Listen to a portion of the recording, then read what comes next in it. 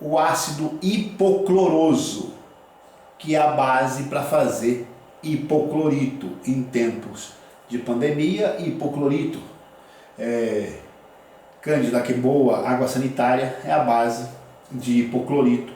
O hipoclorito tem esse efeito de germicida, vamos usar esse termo genérico aí.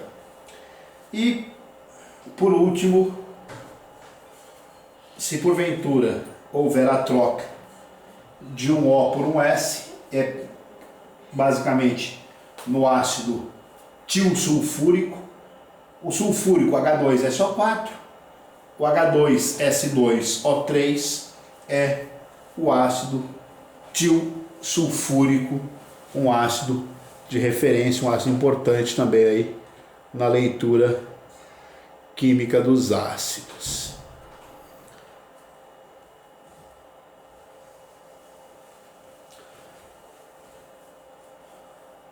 E aí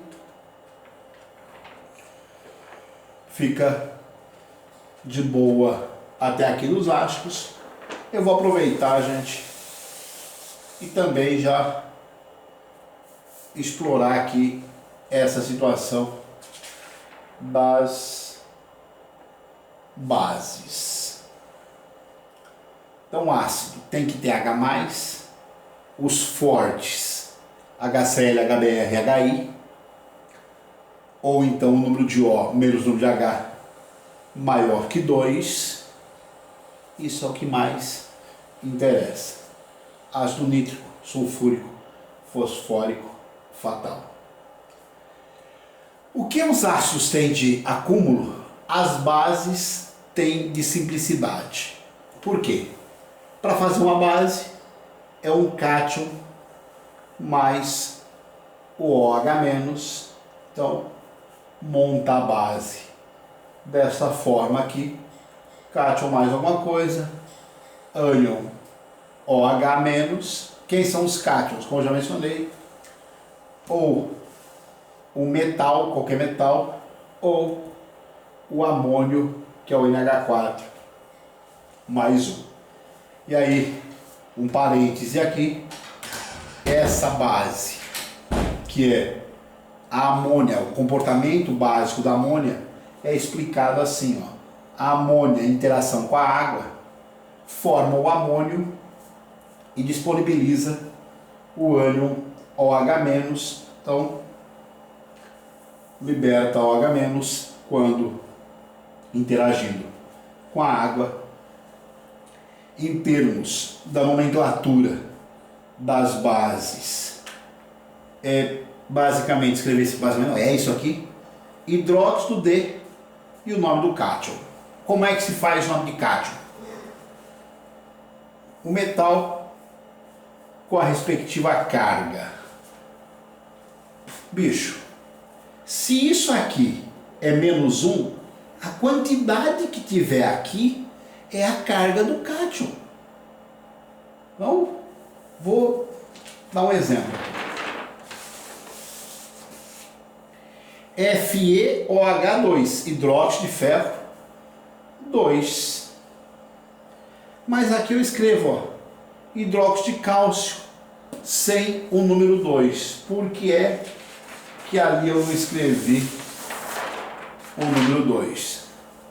Porque esses elementos, todos da família 1A, a importância também da tabela periódica, né? Lítio, sódio, potássio, rubídio, césio, frâncio. Família 2A, berílio, magnésio, cálcio, estrôncio, bário, rádio, mais o alumínio, que é da família 3A, na verdade. Além desses três elementos aqui, a prata, que é sempre +1, o zinco e o cádmio, que sempre tem carga +2, e o bismuto, que tem aparecido muito em provas, que tem carga +3, eles não precisam ter a carga indicada. Por isso que vocês não veem escrito assim, ó, hidróxido de magnésio 2, hidróxido de alumínio 3, porque a carga do alumínio é sempre +3, a carga do magnésio é sempre +2. Não vê escrito hidróxido de sódio 1, porque o sódio é sempre +1. Outra coisa importante sobre as bases